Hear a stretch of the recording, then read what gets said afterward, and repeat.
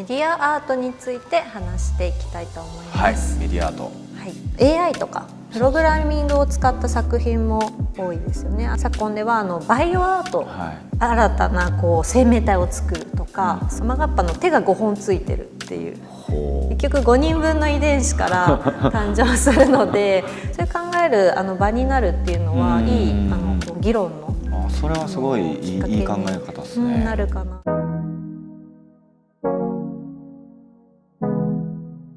今回のアート講座はどんな内容でしょうか。今日はメディアアートについて話していきたいと思います。メディアアート、聞いたことありますかね。聞いたことはあります。そうですよね、きっとご覧にもなってるとは思うんですけど、だからまたこれもあれを言うんだろうなっていうぐらいで、明確にメディアアートといえばこの人みたいな感じを言えるのかどうかがなんか不安です。きっと知ってる作家もご紹介できるんじゃないかと思いますが、もともとはですねメディアアートと呼ばれ方はしてなくて、1960年代のテクノロジーアートが起源なんじゃないかっていう、その辺から発生している流れって言われてます。その中でも一番なんでしょうね、言われてるのがビデオアートっていうもの。60年代のテクノロジーといえばみたいな。当時のビデオを使ったというところで、ナムジュン・パイクとかきっと作品ブラウン管の画面をバーってたくさん並べて映像を流すっていう作家なんですけれども、ご覧に原美術館にもありました。あります。ありましたよね。ありました。そっかわかりますわかります。ナムジュン・パイクさんとか、あとはガビル・ビオラさん、このお二人なんかがビデオアートの創始者というか代表的な、特に言われるお二人だったりしますね。ビデオカメラで撮って作っていたっていうところなんですけれども、パフォーマンスとかインスタレーションにも後にどんどん取り入れられていくようになって、そういう作家が出てきたっていうのが流れになってます。でそこから大体20年ぐらいですね、1980年代後半ぐらいになってくると、それがメディアアートと呼ばれるようになってくるんですけれども、もともとがテクノロジーアートだったところからメディアアートになってきた、理由背景はビデオアートのビデオだけじゃなくてコンピューターの多様が広がっていったりとか、あとインタラクティブ性なんかもコンピューター使用すると出てきたり、あとはテクノロジー使ってるものの幅が広くなって、ビデオだけじゃないよっていうところで講義のものになってて、メディアアートって呼ばれるようになっていった背景があります。この作品はですね、日本だと、ICC という美術館に初台にあるあそこに入ってたりするんですけれども、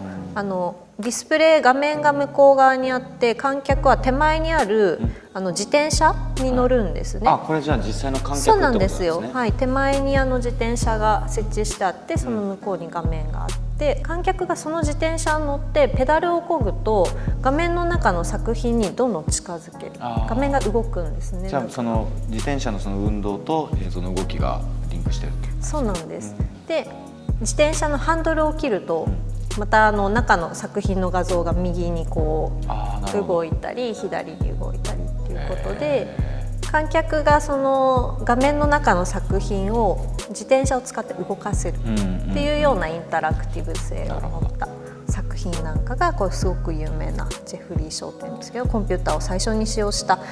最初の方に使用した作家として有名な方だったりします。インタラクティブっていうことはなんか気がついたらすごい使われる言葉になってますね。そうですね。作品とかって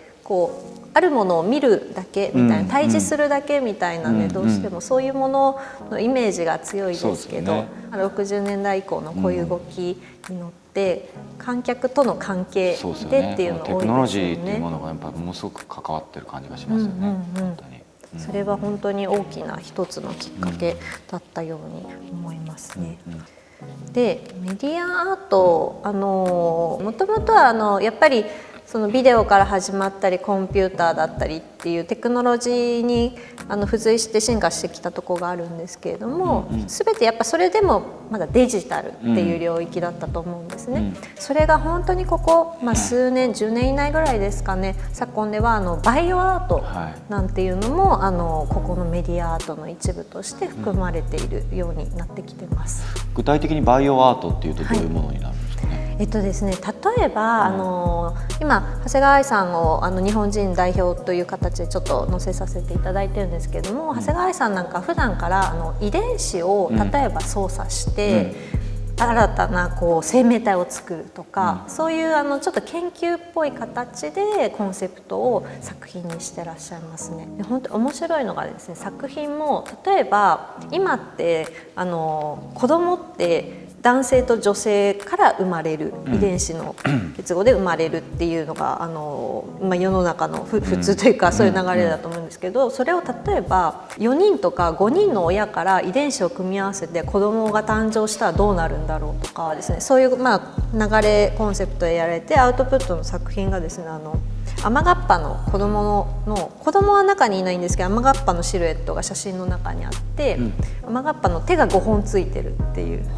結局5人分の遺伝子から誕生するのでそういう子供になるんじゃないかみたいな。結構わかりやすくそういうアプローチになってますね。っていうような面白い作品。なるほど。技術が発展するのと同時に、それをじゃあ人間が使ったら未来将来何ができるかとか、それが問題提起だったり可能性だったり、いろんな方向あると思うんですけれども、そういうのを作品という形で提示している。ライゾマティクスの真鍋さんと前話した時に、とにかくもう最新の研究論文ばっかり読んでるって言ってましたもんね。本当そうですよね。ライゾマも本当に今最新の何かをピックして、それをやっぱもう作品にしていくっていうことがもしかしたらこの世界の人たちにおいては宿命づけられてるのかもしれないですよね。誰よりも最先端の技術に詳しくて、いずれは絶対に僕らのその日常の世界の人たちにも届くものになるっていう意味では、そことの関係性みたいなものは非常に重要なんだろうなっていう感じはしますよね。実際にその人間の社会にいきなり科学技術放り込まれると、問題点とかって急に出てくると思うんですけど、アート作品で最初に提示されると、先にそこで議論を巻き起こせる。でそれを踏まえた上で、じゃあ私たちは何を生活で実際取り入れていくのかとか、そういう考える場になるっていうのは、いい議論のそれはすごいいい考え方ですね。なるかなと思いますね。なるほどなるほど。あとはですね、AI とかプログラミングを使った作品も多いですよね。先ほど名前出していただいたライゾマティクスも代表作家の方々ですし、あとは最近だとチームラボ、世界的に大きなミュージアムが世界中に今できています。おそらくですね、最も大きな空間に展開したっていう意味ではチームラボは最大なんじゃないかなと思います。なるほどね。僕もそのメディアアート系をやってるその友人との作品に参加させてもらったことがありますけど、その時は石黒さんと岩見隆さんが共同開発で作ったオルターっていうアンドロイドがいて、その存在との対話みたいな、でそれに際して池上さんから話聞いたりとか、そういうのを聞いてると、自分はそのパフォーマーとして作品を作ったりもしますけど、やっぱそういうところにすごい影響を受けるというか、その今 AI というものがどこまで来てて、でそれって僕らが開発しうる今分かりうる部分をAI だったりそういうものにつぎ込んでいるっていうことにはなるんですけど、でも逆説的に自分たちのことを理解していくっていう工程にもなるので、それが自分の生身の体に通っていって、それがパフォーマンスになるっていうことに対しては、僕はそれはすごく快感に感じますけどね。けどやっぱ世界が広がっていくっていうか、作品を通じて、世界の見え方が変わっていくみたいなもののやっぱ醍醐味はありますよね、ここにも。あと作品でもこういった未来を提示してくれることもあるんだよっていうのがすごい分かる分野かなっていうのが、メディアとかなと思います。今回の講座は以上となります。ありがとうございます。勉強になりました。はい、この講座では皆さんに取り上げてほしいテーマを募集しております。ぜひコメント欄や、番組公式ツイッターにお寄せください。本日は以上となります。ありがとうございました。